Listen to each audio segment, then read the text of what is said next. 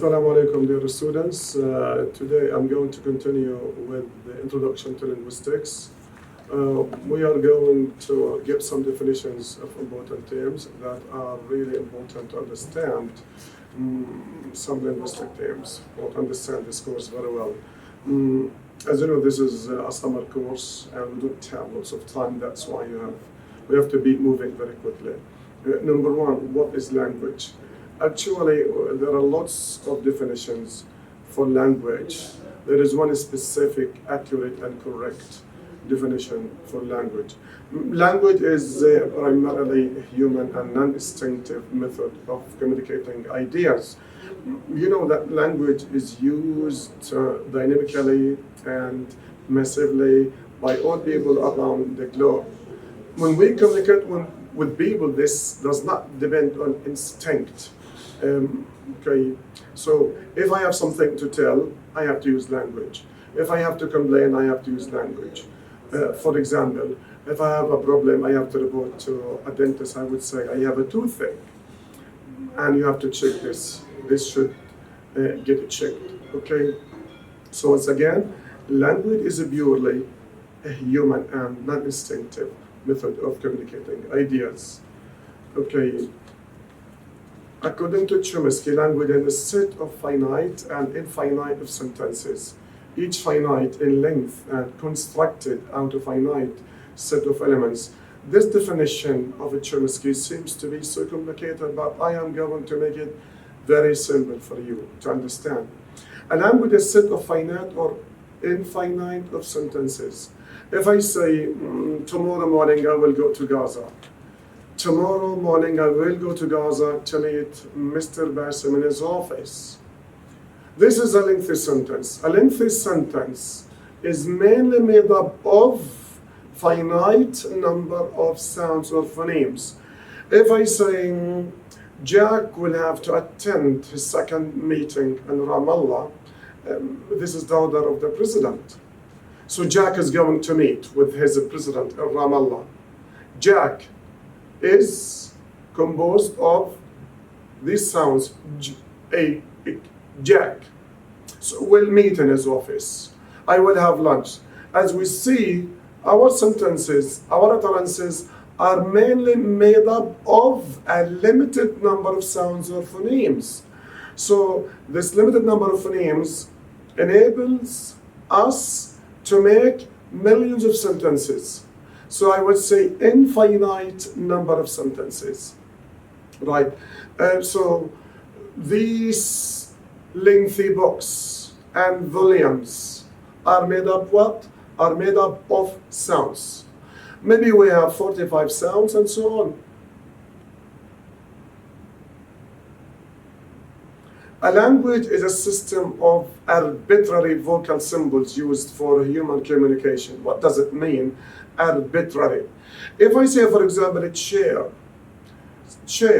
this is as a symbol, as a sound, refers to a chair, okay? Something that we use, something that we sit on, something that we sit in.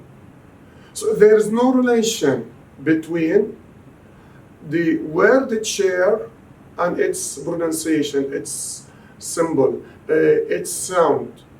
When I say dog, if I say cat, if I say computer, if I say laptop, if I say man, if I say boy, there is no logic relationship between the pronunciation, the sound man, and me as a man, and what it refers to. For example, I say a table in English. It's not called table because it has a flat, round or circular object and it has 4 legs. No. So the relation between the object table and the sound table is arbitrary. That's the point. In Arabic we say kursi, in Hebrew we say kisei, in English we say chair.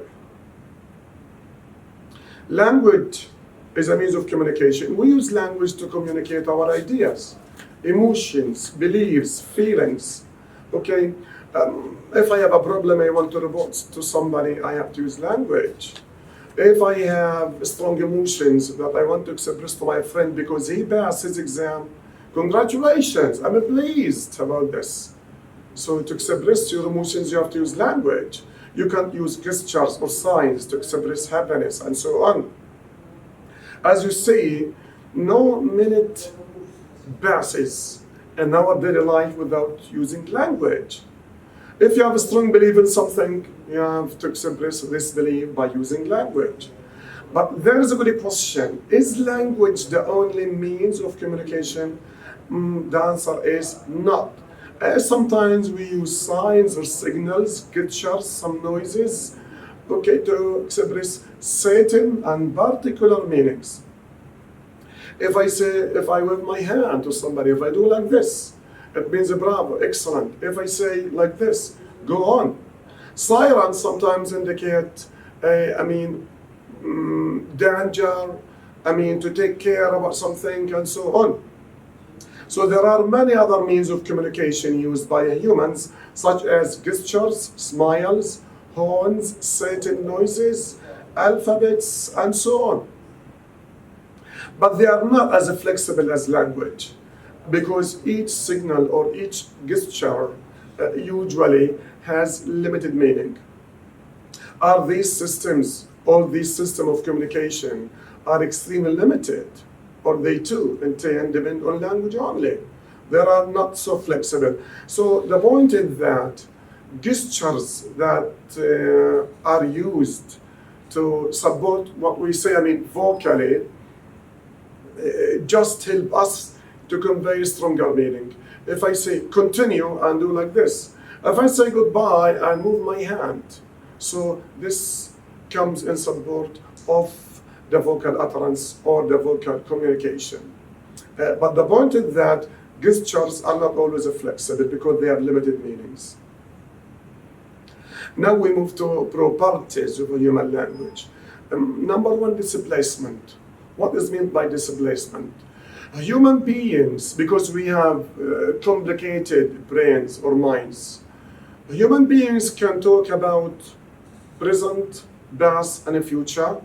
They can talk about abstract things, imaginative things, things that do not exist in our life or in reality. Humans can refer to the past and the future. This property of a human language is called displacement. It allows language users to talk about things and events not present in the immediate environment. So many people can invent an imaginative stories and true stories. We can talk about abstract ideas. This is possible.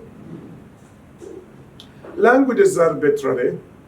I've just mentioned that there is no relation or logical relation between the sound of the word and the object. The word and what it refers to. There is no inherent relation between the words of a language and their meanings or the ideas conveyed by them. If I say democracy, justice, and when dealing with people equally, this is justice. So the word justice was not invented because it refers to a special kind of a treatment. Because in Arabic we say adala, in English we say justice. That's why the relationship between the meaning of the word and its referent is arbitrary.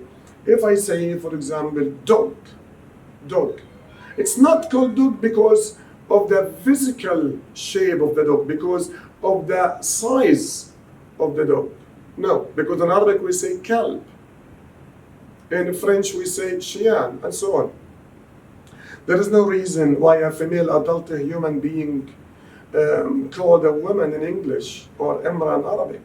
So once again, the relationship between the object and its meaning, its pronunciation, its sound is arbitrary. The relationship is arbitrary. The creativity.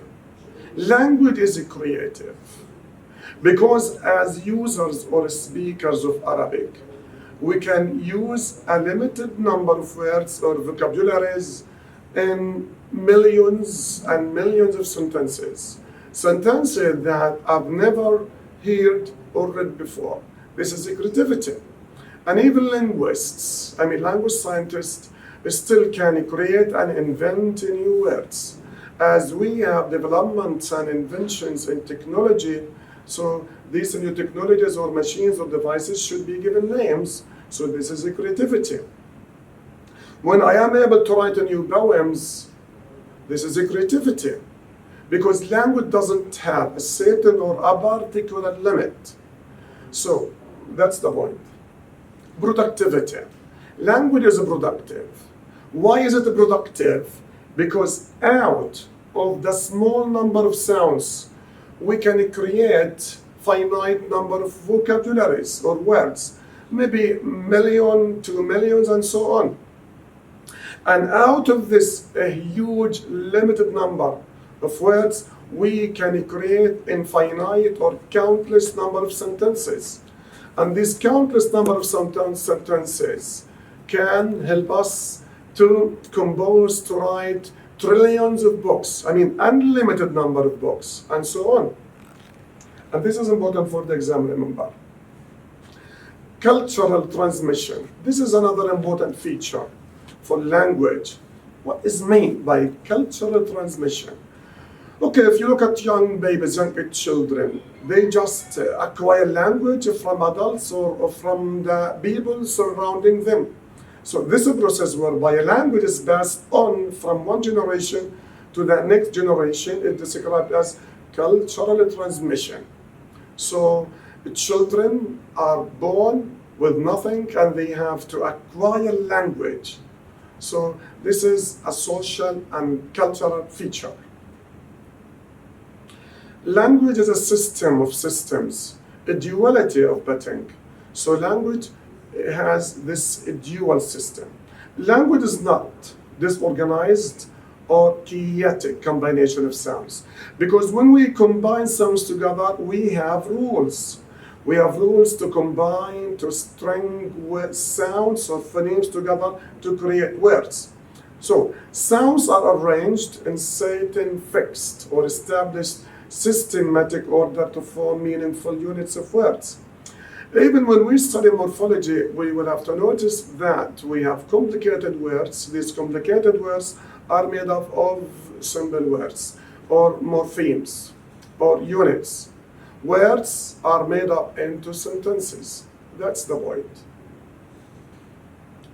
Similarly, words are also arranged in a particular system to create, to compose, to frame acceptable meaningful sentences.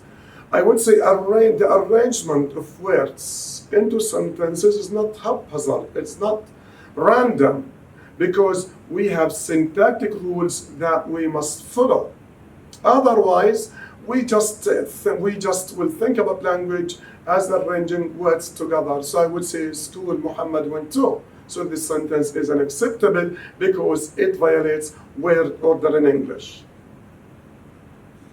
These systems operate at two levels, phonological and syntactic.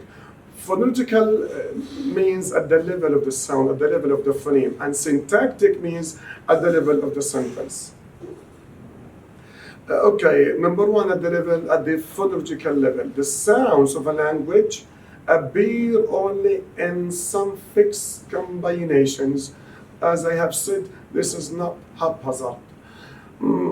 We know what sounds should start a word in English and what sounds can finish a word in English. But we can't have certain combination of sounds in English to start or to begin a word. As you see, there is no word, for example, that starts with bz or il or zl, okay? Because the la must be followed by a vowel sound, and so on. We don't have a word starting in English with in, ganna and kanga. This is impossible. So we have limits. Why? Because the arrangements of sounds to make words is governed by rules. There are several English words having an initial consonant cluster with the three consonants. For example, spring, string, There are no initial tetraphonemic consonant clusters, a string of 4 consonants in the same syllable in English. So you can't have a word in English having a cluster or a sequence of 4 consonants.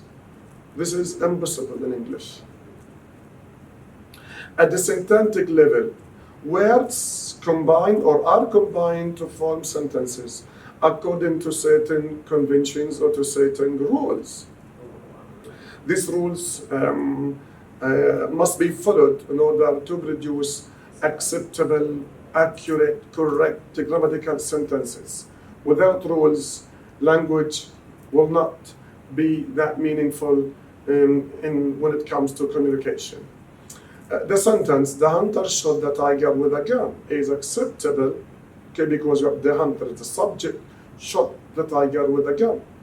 The sentence, hunter the tiger, a shotgun with that, is not acceptable because it violates the conventions of the language or the grammar of the language. Another important feature is interchangeability. Interchangeability allows speakers to communicate with each other. So a speaker can be a listener and a listener can be a speaker at the same time. So it permits a speaker to become a listener and vice versa without impairing or blocking or damaging the function of language. That is communication. Discreteness. What is meant by disagreement? Disagreement means decompositionality, where larger chunks can be decomposed into smaller chunks. For example, the word bat can be turned into smaller parts, it, and so on. Cat, it, and so on. For example, I went to Gaza. I went to Gaza. So a sentence can be turned into clauses, into phrases, into words, into sounds, and so on. We have 2 forms of communication actually, speech and writing, because you have spoken Arabic, spoken English, and written English, and they are different. Students should be aware of the most important differences between writing and speaking, or speech and writing. Speech and writing. So this is a comparison between them. Speech mainly composed of sounds, writing composed of letters, signs. Speech uses intonation, pitch, rhythm. We call them suprasegmental features. In writing, we use punctuation. If I say, tomorrow I will go to Gaza, will you go to Gaza tomorrow? So we have a change in the intonation. When I'm writing, I would say, I will go to Gaza tomorrow. A sentence must be finished with a full stop. Speech produced without effort. We don't need that effort. It produced with effort because when writing, you need a piece of paper, and you need a pen, and you have to sit on a table, and so on. Speech is transitory because just it moves from a place to another, from person to another. Writing is permanent. Okay? What is meant by transitory? You are talking now, and then after you finish, everything is over unless it is recorded. But for writing, it will remain for years unless it is damaged. Speech perceived by the ear, but writing perceived by eye. Speech addressee present, but some people are talking to themselves. When I am talking, so we have sender and a receiver. In writing, the addressee is absent. It's not conditioned that there is an addressee. Speech immediate feedback, okay? When I say something, somebody may reply and gives you feedback. Writing delete feedback, because a piece of writing should be checked by another person, then he can give you some comments, and so on. Human language versus animal communication. A very important feature that distinguishes our languages as a human beings from that of animals is creativity. Humans, new words can be invented easily. Animals, no new signs. Because if we consider a dog, dog's barking, we have the same barking, okay, but for human beings, still we can invent new words. And now, displacement. Humans can talk about remote, abstract, or imaginary things that are not happening in their immediate environment. So as we have mentioned before, we can talk about abstract ideas, abstract things, but animals can't. Animals' communication is context-driven. They react to stimuli or indexes. For example, if a dog feels danger, it will bark. If a dog feels hunger, and anger means feels hunger or angry, the dog will bark. But for human beings, no, the situation is different. Interchangeability, humans. Any gender of a human can use the same languages. For example, I speak Arabic, I speak English, I speak some Hebrew, and I know some French. But for animals, they just have the same signs, the same gestures. For example, if we refer to a dog in Gaza and another dog in China, they will produce or they produce the same gesture, the same sign, the same signals, barking. So the barking of a dog in China is the same barking of another dog in Gaza or in Egypt. So certain animals' communications can only be used by one gender of that animal. All animals around the world, I mean in terms of gender, for example, dogs, elephants, lions, and so on.